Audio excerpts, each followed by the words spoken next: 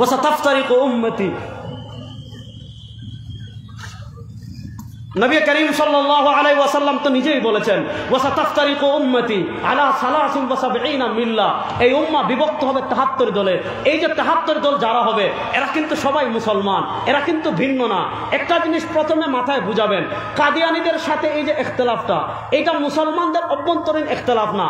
আমাদের ভিতর অনেক দল থাকবে, 73 দল হবে, কিন্তু হিন্দু যেমন আলাদা একটা ধর্ম, বৌদ্ধ যেমন আলাদা একটা ধর্ম, ইহুদি যেমন আলাদা একটা ধর্ম, খ্রিস্টবাদ যেমন আলাদা একটা ধর্ম, হিন্দুত্বের সাথে হিন্দুবাদের সাথে যেমন মুসলমানদের সম্পর্ক নাই, খ্রিস্টবাদের সাথে যেমন মুসলমানদের সম্পর্ক নাই, কাদিয়ানীদের সাথেও মুসলমানদের তেমন কোনো সম্পর্ক। এখন তারা এটাকে সহজ করতে চায় কেমনে?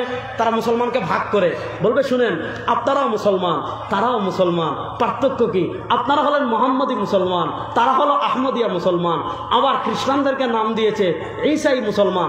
দেখেন আপনার ইমানকে নষ্ট করার জন্য তারা মুসলমানদের ভিতর কেমনে করছে যে আপনি মোহাম্মদী মুসলমান, আর কাদিয়ানীদেরকে নাম দিবে আহমদিয়া মুসলমান, ঈসাইদেরকে নাম দিবে, খ্রিস্টানদেরকে নাম দিবে ঈসাই মুসলমান। শুনেন, আহমদিয়া মুসলমান নামে পৃথিবীতে কোনো মুসলমান নাই।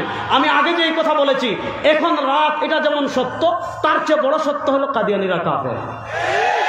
তার চেয়ে বড় সত্য কি? কাদিয়ানীরা কাফের। সুতরাং কাদিয়ানীরা বাংলাদেশে তাদের কার্যক্রম পরিচালনা করুক, আমরা তো হিন্দুদেরকে বাধা দেই না, খ্রিস্টানদেরকে বাধা দেই না। হিন্দুরা হিন্দু পরিচয় করে বলে আমরা বাধা দেই না, খ্রিস্টানরা খ্রিস্টান পরিচয় করে বলে আমরা বাধা দেই না, ইহুদিরা ইহুদি পরিচয় দিয়ে বলে কাজ করে বলে আমরা বাধা দেই না। কাদিয়ানীরা যদি কাফের পরিচয়, আহমদিয়া ভিন্ন ধর্ম পরিচয় করে আমাদের কোনো আপত্তি নাই, কিন্তু এই নতুন বাংলাদেশে মুসলমানদের প্রতি আমরা আর কোনো বৈষম্য দেখতে চাই না। ইনশাআল্লাহ এইবার মুসলমান পরিচয় বাংলাদেশের কোনো জায়গায় কাদিয়ানীদেরকে আমরা ইস্তেমা করতে দেব না, দেব না, দেব না ইনশাআল্লাহ। আল্লাহ তাআলা যে কথাগুলো বললাম আমাকে আপনাদের সবাইকে আমল করার তৌফিক দান করুক, আমিন। ইন আসাবতু ফামিনাল্লাহ ওয়া ইন আখতাতু ফামিন্নি ওয়া মিনাশ শাইতান। সুবহানাকাল্লাহুম্মা বিহামদিকা আশহাদু আল্লা ইলাহা ইল্লা আনতা আস্তাগফিরুকা ওয়া আতুবু ইলাইক।